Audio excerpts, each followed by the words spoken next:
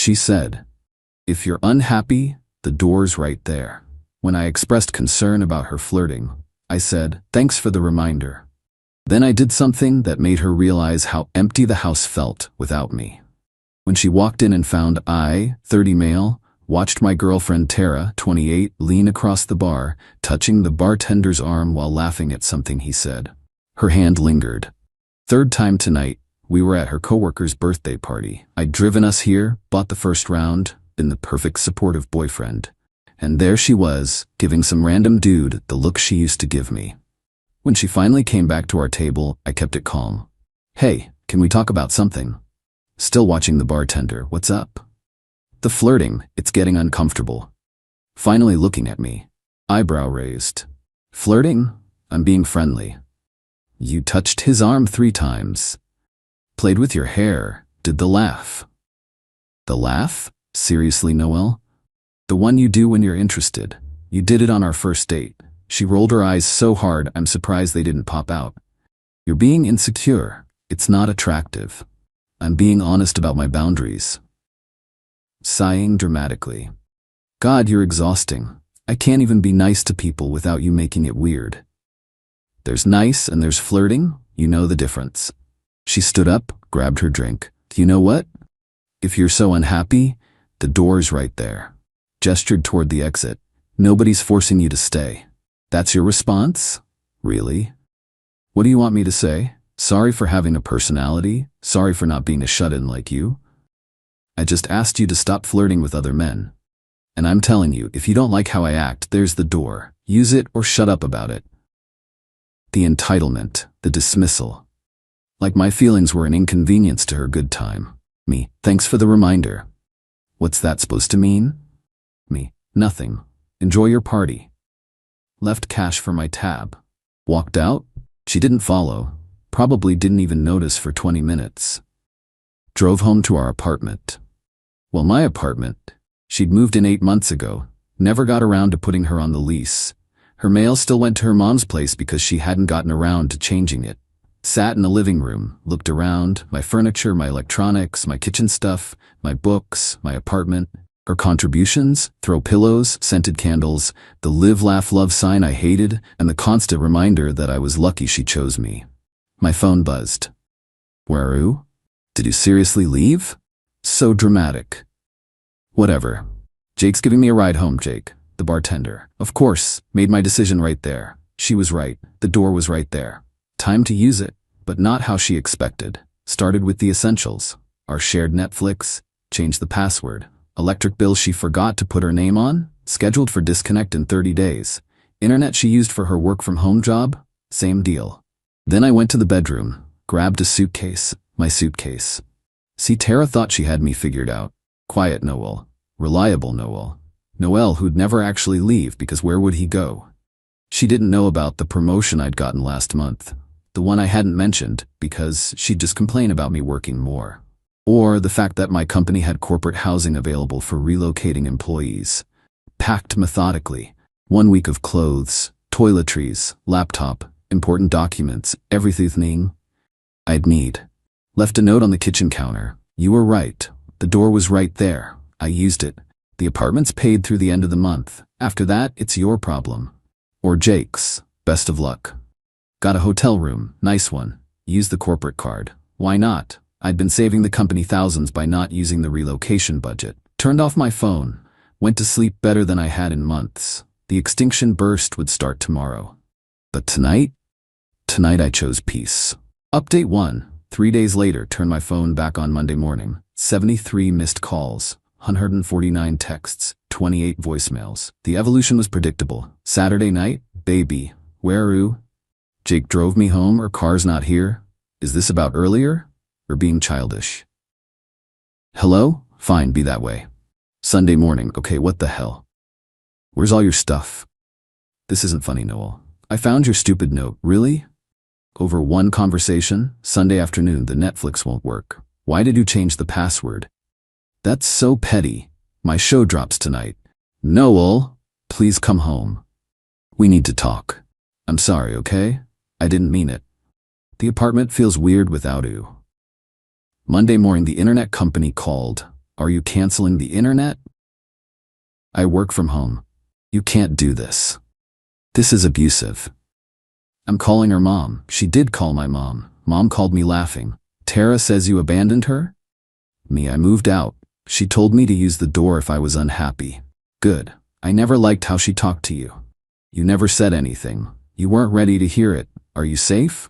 Yeah, corporate housing. Need anything? Just support. Always. Oh, and I told Tara to lose my number. God, I love my mom. But Tara wasn't done. She tried my friends next. My buddy Devin. Yo, Tara's blowing up my phone. Says you went crazy. Me, I moved out. She told me to leave if I was unhappy. About time, bro. She treated you like furniture. What? Useful to have around, but not worth respecting. We all saw it. That hit different. People had noticed. Nobody said anything, but they'd noticed. Wednesday, things escalated. Tara figured out I was using corporate housing. Showed up at my office. Receptionist. Mr. Brennan, there's a Tara here. Says it's an emergency. Me, please tell her all communication needs to go through email. If she won't leave, call security. Watch from my office window. She made a scene. Security escorted her out. She kicked the glass door on her way.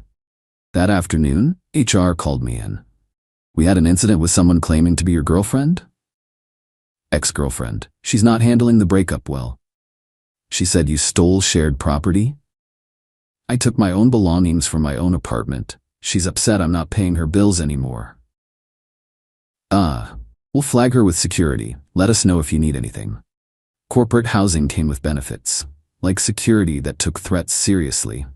But the best part came Thursday night. Tara made a tactical error. She posted on social media. Long rant about narcissistic exes who abandon their partners. Tagged me. Included carefully cropped screenshots of her texts, leaving out all her nasty ones. Her friends piled on. Men are trash. You deserve better. What kind of man leaves over communication? Then someone unexpected chimed in. Jake, the bartender. Wait, this is the dude who left the bar Friday? You said he was controlling and you were done with him. Now you want him back? The comments went quiet. Then, Tara, didn't you go home with Jake that night? Girl, you said you were single when you were flirting with my brother. Hold up. You told me last week you were planning to break up with him. The post got deleted within an hour. But screenshots are forever. Devin sent me the whole thread. Turns out Tara had been telling people we were basically broken up for weeks. Testing the waters, lining up options. Jake had thought he was her rebound. Finding out he was the catalyst for drama, he bounced quick. Meanwhile, I signed a lease on a new apartment. Small but mine. No live, laugh, love signs. No criticism disguised as help. No walking on eggshells in my own home. The silence was beautiful. Update 2. 2 weeks later, the spiral was spectacular to watch from a distance. Week 1 after I left, Tara tried love bombing. Showed up at corporate housing with flowers. Security turned her away. She left the flowers with a note. I choose you. Come home. Threw them in the dumpster on my way to work. Week 2, she tried practical desperation. The bills were coming due. Tara email.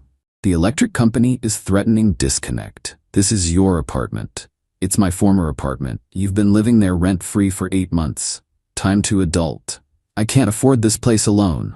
Then move. Not my problem. You know I'm between jobs. You work from home. You told everyone at the party about your amazing career. It's freelance. This is a slow month. Me, still not my problem. She tried manipulation through mutual friends. Posted about being homeless soon because her ex left her with nothing.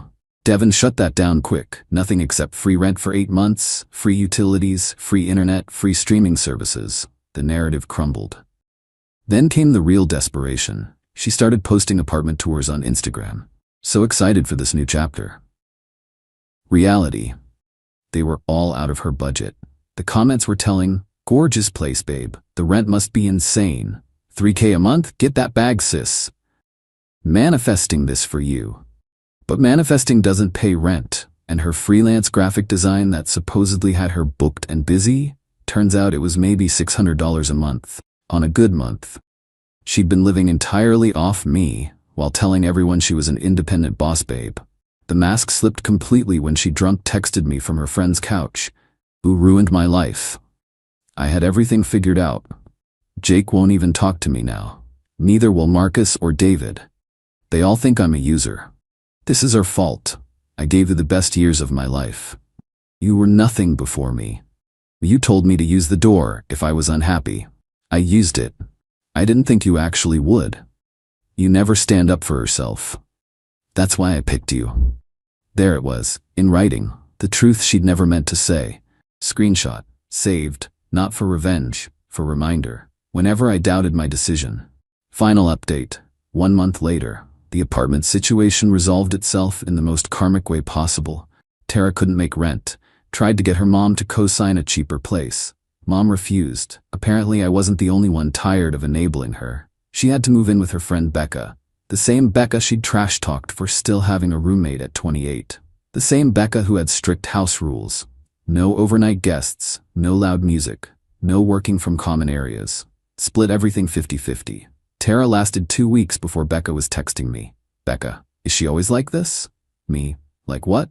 Becca, expected me to buy groceries because she forgot her wallet 3 times. Brought Jake over after I said no guests. Used my skincare without asking. Me, sounds familiar. I'm giving her 30 days notice. Fair warning, she might contact you again. She did. One last extinction burst. I need to talk to you. In person, please. No. I'm literally homeless because of you. You're facing consequences because of you. Just meet me once. I have something important to say. Against my better judgment, I agreed. Public place, coffee shop, 15 minutes max. She showed up looking rough. The polished Instagram facade was cracking. No more designer clothes and fresh manicures. Reality had hit. You look good. Thanks, what did you need to say? I get it now, what I lost. What you threw away.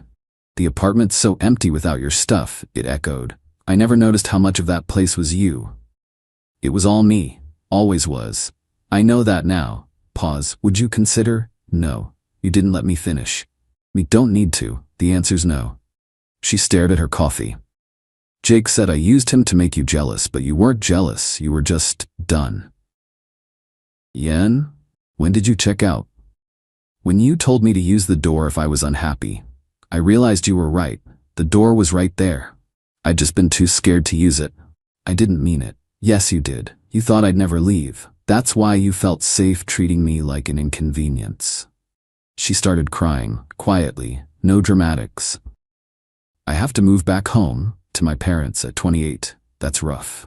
They're making me pay rent, get a real job. Mom says I need to learn accountability. Good for them. Are you happy? Without me? I thought about my new apartment, small but peaceful. My promotion I could finally focus on. The dating app matches I hadn't pursued yet but might. The friends who'd started inviting me out again, now that I wasn't always managing Tara's moods. Yeah, I really am. She left without another word.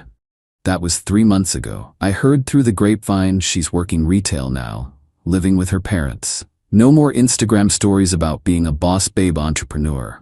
No more flirting with bartenders while her boyfriend watches. Just reality. The same reality she thought she was above when she had someone else paying for everything. Me? I kept that promotion. Got another raise. Started dating someone who actually likes me. Bought furniture I actually enjoy. Created a home that's fully mine. The door was right there. She was right about that. She just never thought I'd walk through it and not come back. Turns out when you tell someone to leave if they're unhappy, sometimes they listen. And sometimes they realize they're happier on the other side. The house felt empty without me? Good. It was supposed to.